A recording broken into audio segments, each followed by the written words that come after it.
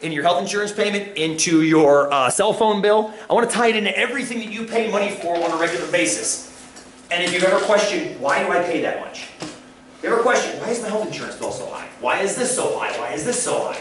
I was actually able to use this kind of mathematics. This is about 15 years, almost 20 years ago now. I'm getting old.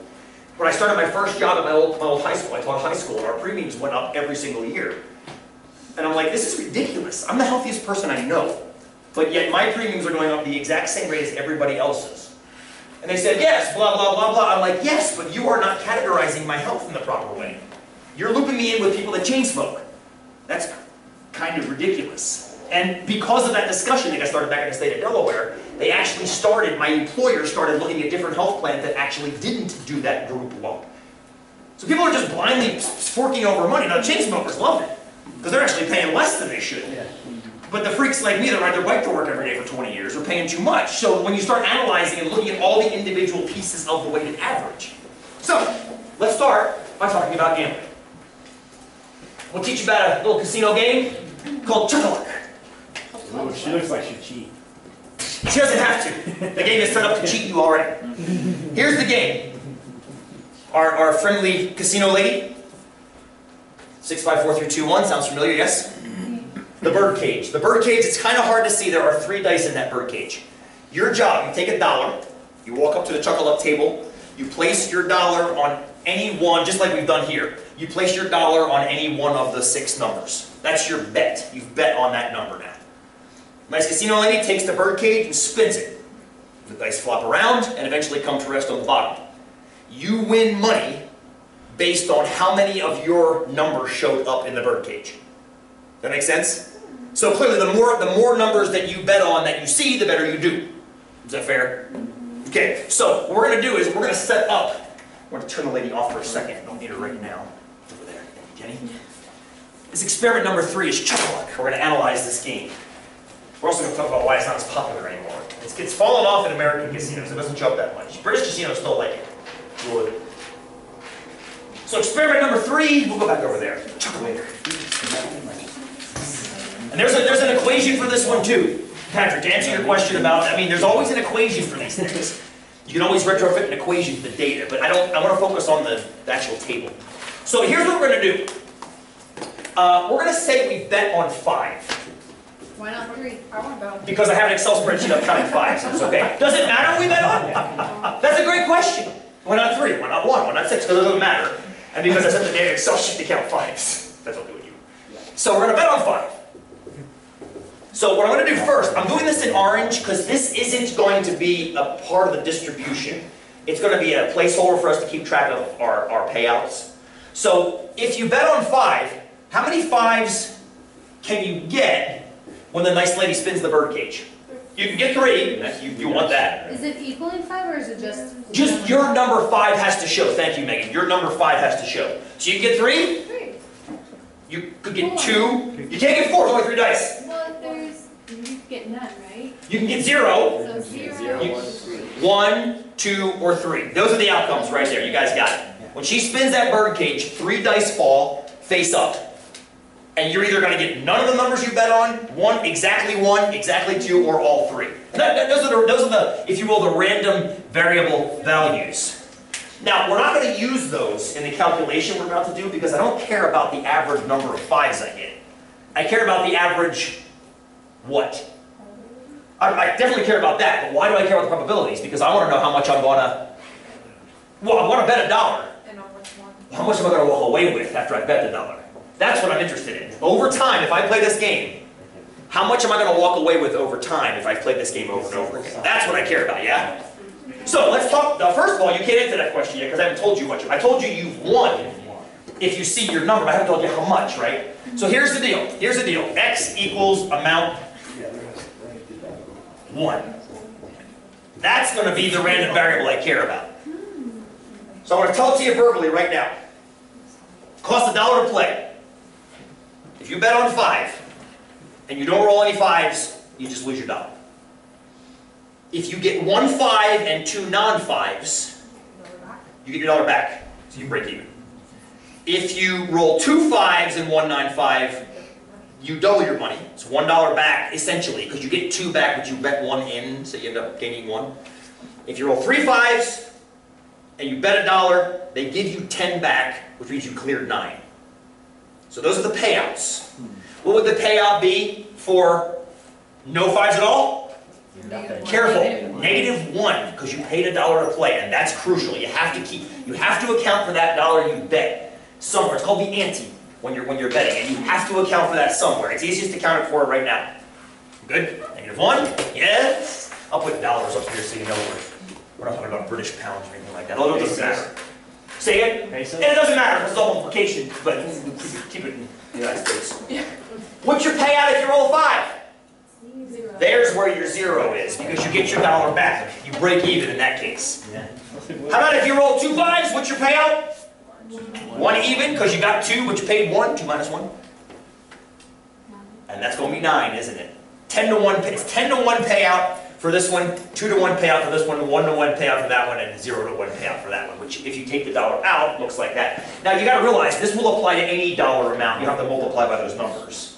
So if you bet, for example, $2, they're going to pay you 20, so you clear 18. So you have to apply multiplication to this. It doesn't change the overall average because everything's multiplied. Okay, so far? Okay. We'll get to this in a second. What's your average payout? What's your average payout? What's your average payout based on those 4 numbers? Average payout based on those 4 values, right? What do you think? Just give me some guesses. Give me some guesses. 4.5. Why 4.5? Because Curious. -1 and 1 cancel, and then you got 9 and 9 divided by 2. But there's 4 outcomes. Can I call it 2.25? So there's 4 outcomes. Way off. There's 4 outcomes, yeah? We add everything up and divide by 4. 9 divided by 4 is 2.25. Which means on average, when I play this game, I walk with... I walk with... Why are we sitting here right now? Why aren't we in England using our life savings to play this game? Does anybody here have a bank account that pays 250% interest? Because that's what that would be, if that were the true average. It's not right. I give the lady behind the desk $1, she hands me $2.25 back. Does anybody have a bank account that does something like that? Why are we sitting here? Harrison has the answer.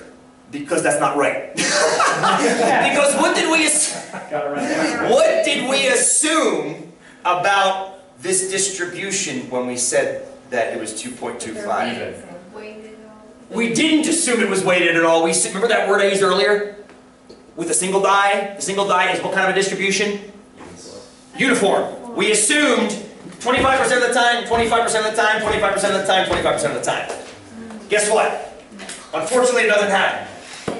Matter of fact, one of these or 2 of these we can actually do on our head. Let's do this one on our head. And we'll do the rest using a computer simulation, and we'll come back to this one in about a week and actually analyze it more carefully after we talk about my chicken flock.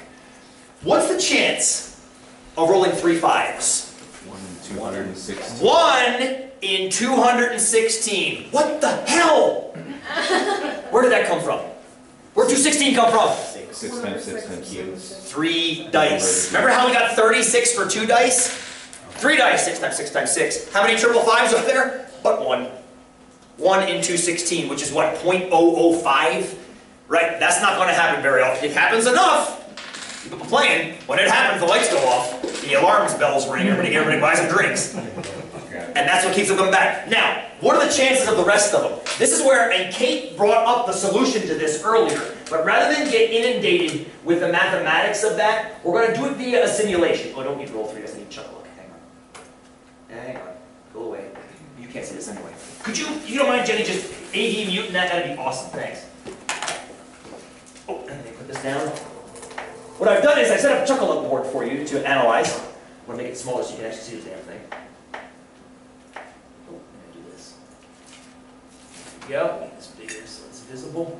Okay, so what I'm going to do up here, we're betting on 5 here. These will be your 3 dice. They're going to change as I hit F9 every time I roll it. This is going to keep track of how many 5s we get on each roll. So each 3 dice rolling is $1 that you bet. We're going to keep track of that right here. Total rolls, keep track of how many dollars we're in. Over here, we're going to get the probabilities that we need. and then we'll graph them here.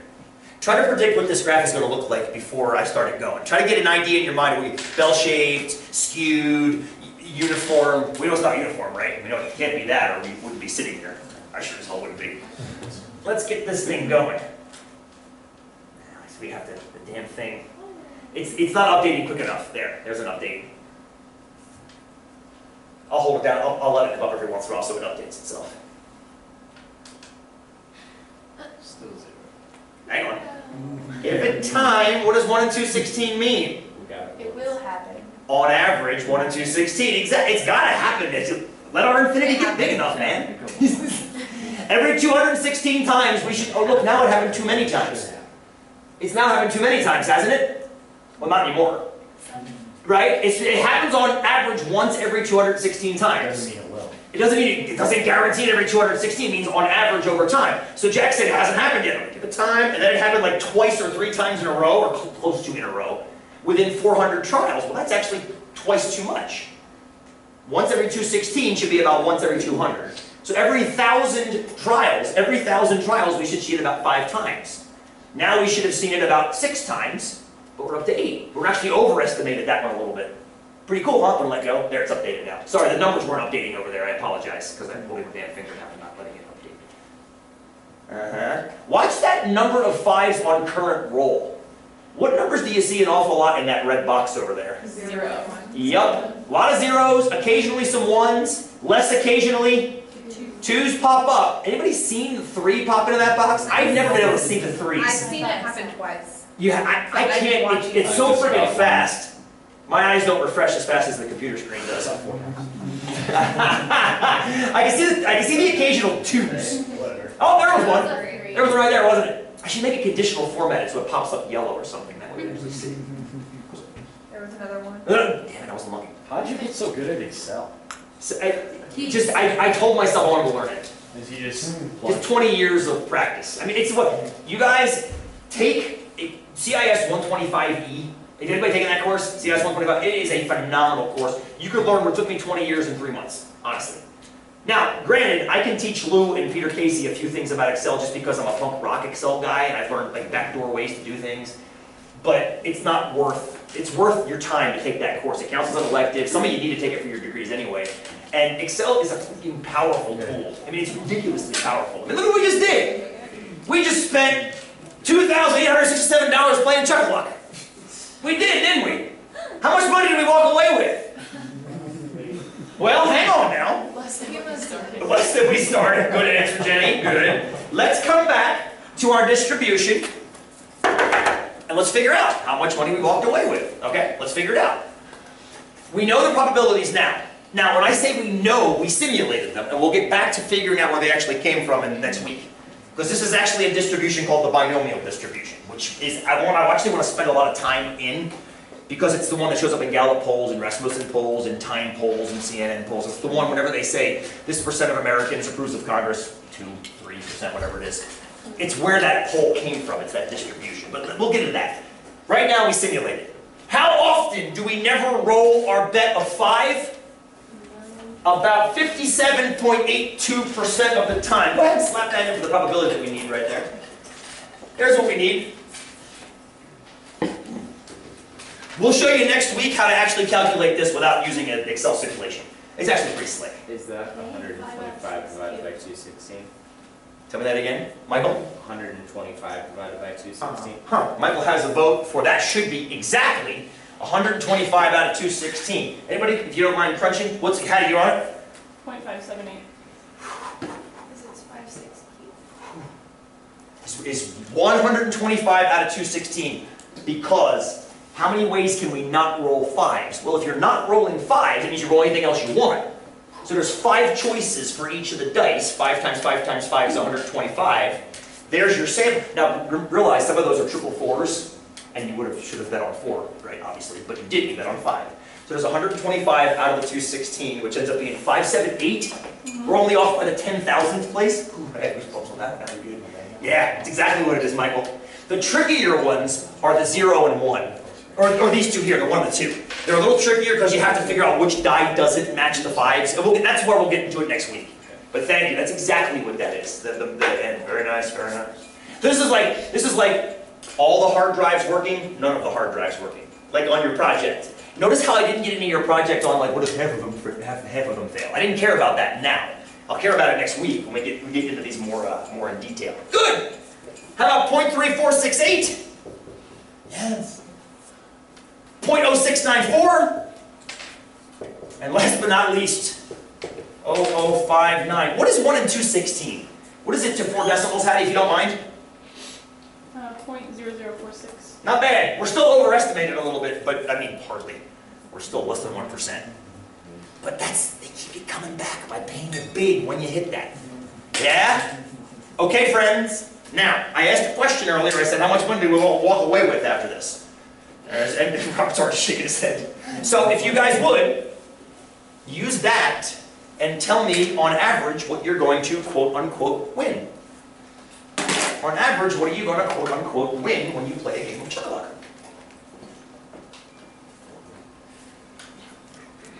Realizing that in 93% of the time, you either don't roll the number you bet on, which costs you $1, or you roll exactly one of the number that you bet on, which means you broke even. So realizing that right off the bat, that's crap. That's pretty crappy, right? Only in 7% of the events do you actually make some money. You're losing money or breaking even the other 93. So that's a pretty good indicator what Jenny said was correct. Yeah. So this game is like attacks on the stupid. There's a cartoon. There's a cartoon. Oh, I'm trying to find it right now. It's better than me describe it. It's actually a cartoon. You just quote it. How do you expect to find it? Come on, Google image search while you guys are doing this. I'm going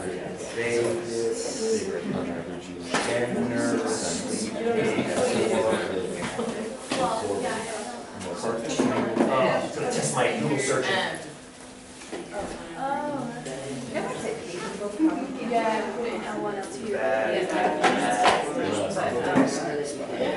Oh, I can't find it. I used to have this hanging on my wall. The cartoon was, it was the sign when you drive into Vegas, welcome to beautiful Las Vegas. And it said, welcome to beautiful Las Vegas, underneath, generously paid for by those who are bad at math. And I love that. I love that. And it's a little bit biting, a little bit nasty, because there's nothing wrong with gambling. If you have a good time doing it, I mean, it's like anything else you pay money for. You pay money to do something. Like you go to the movies. If you go to the movies and spend $35, you're not getting that back, but you got to watch a movie for 2 hours and eat butter popcorn. Only you're walking away dejected because you Well, if you come out of thinking like that, if you come out of thinking like, I just spent 5 hours making sense, they give me a bunch of free drinks and I'm totally toasted and having a great time. Totally different story, right? It's like the Carney games. It doesn't matter, right? No, I know. Oh, good for you, good for you. I don't know, let me go find it. Yeah, we did it 2,867 times. If we did it 2,867 more times, will we get the exact same results here? The exact, who said that? Who said close? Scott, we would get close. But I doubt very much we'd get the exact same results because this is a simulation. That's why I said next week we'll actually generate the exact values. Hattie gave me that 0.578 exact, 0.578. That's it, that's the binomial distribution of 5/6 cubed, which is what that should be. I doubt very much we actually hit that exactly with a simulation, even after a couple thousand trials. But we're getting damn close. We're getting close enough to it. Just so you know, your entire third project is about this. Too bad you can't bet on not rolling fives. You could, but I guarantee, I never looked at the bets. You could take $5 and put them down on not 5. But I bet, well, A, if you could, that means the game is rigged with the payouts to control that. And B, if it's not, they wouldn't let you do it. There are other ways to bet in Chuck-a-Luck besides just picking one number and betting on it. If you Wikipedia Chuck-a-Luck, they'll actually show all the payouts. Just like craps. Craps is the simplest game until it's not. Until you talk about all the different ways to bet 8 the hard way. You know, 10 and up has a certain name. There's all these different bets you can bet in dice games. Go ahead, Michael. You would still lose that way because you'd be putting $5 down and at most you'd make 10. Exactly.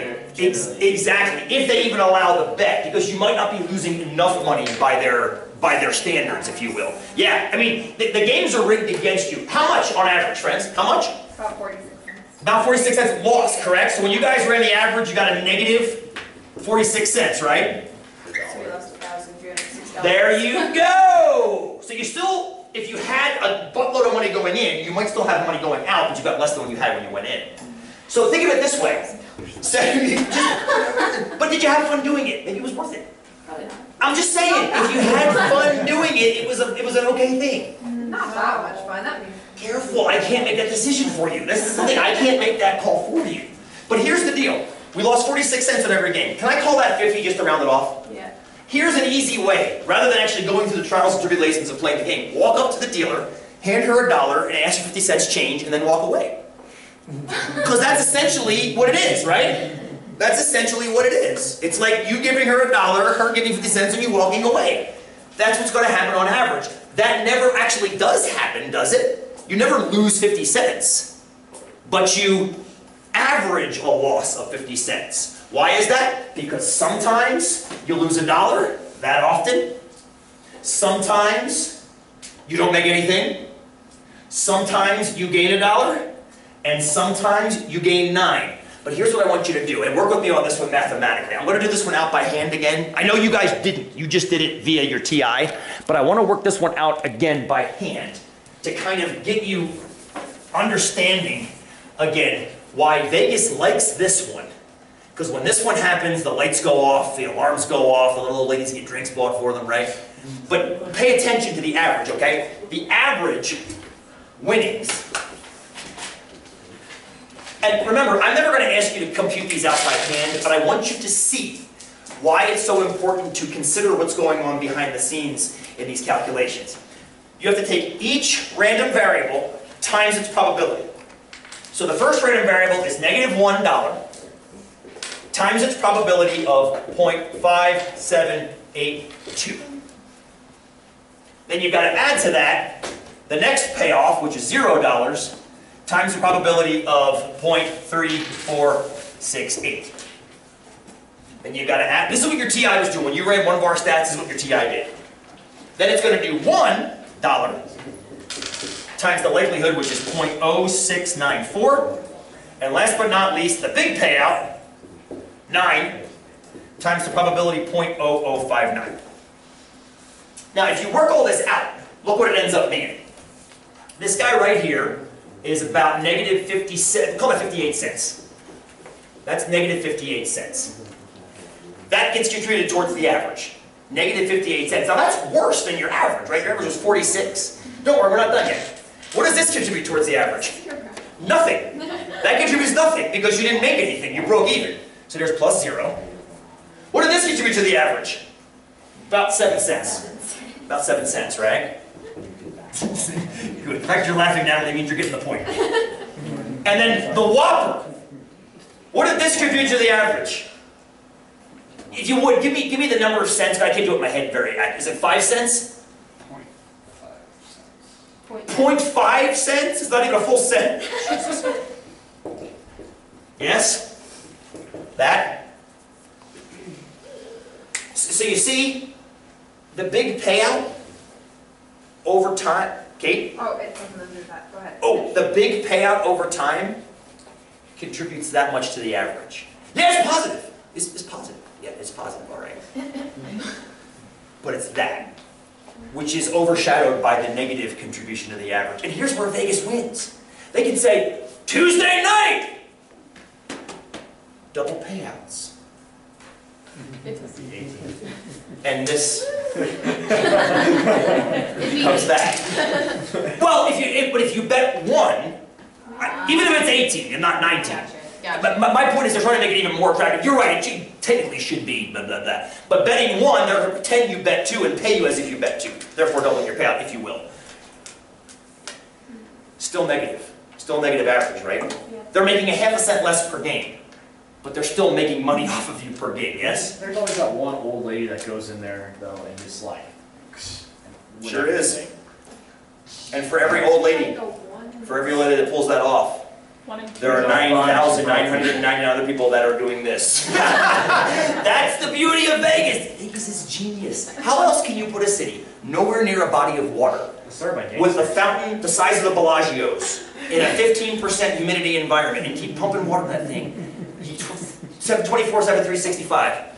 Because they're geniuses, and we keep paying them. Yeah. It makes me sick as a human being. But as a statistician, I'm like, this is fascinating. This is absolutely fascinating. What does this have to do with your car insurance? By switching to Geico. Everything. 15%. Everything with your car insurance. We might not finish this today, and that's okay. I had an in-class quiz that I had planned. We took a little bit longer to do this. You know what? I'm glad. I'm really glad we did that, especially. Just so you can see how they can mess with these antes all they want and still not outweigh the losses. I mean, it's amazing to me. What would the ante have to be finished? You will do that in your homework. Yes. What would the ante have to be to break even? Did you hear Jack's question?